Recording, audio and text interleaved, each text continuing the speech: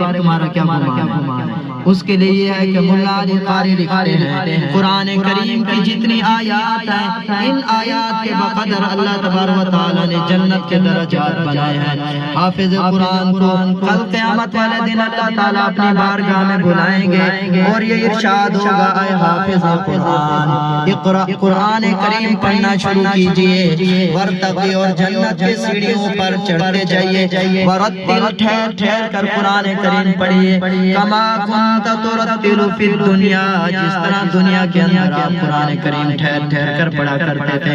فإن منزلک عند آخر آیت تقرأها تمہارا بالا خانہ تمہارا ٹھکانہ وہی ہوگا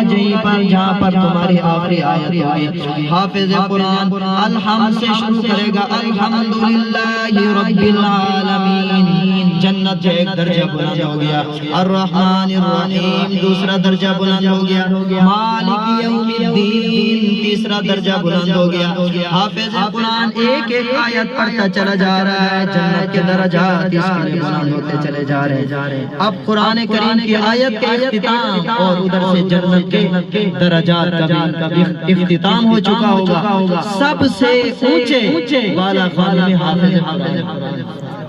یہ کتنی اعزاز کی بات ہے۔ اب یہ آگے ایک دوسری حدیث آپ کو سنانا چاہتا ہوں جس کا مفہوم یہ ہے اللہ تبارک و تعالی کل قیامت والے دن حافظ قرآن کے سر کے اوپر ایک تاج رکھیں گے جس کی روشنی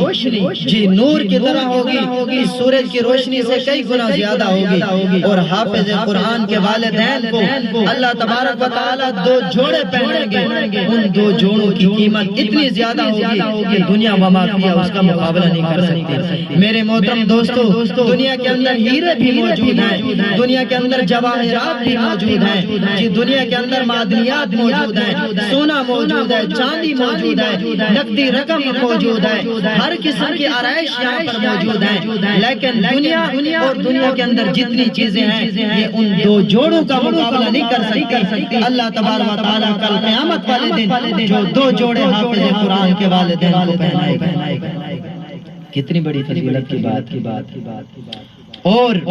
ایک دوسری حدیث کے اندر ہے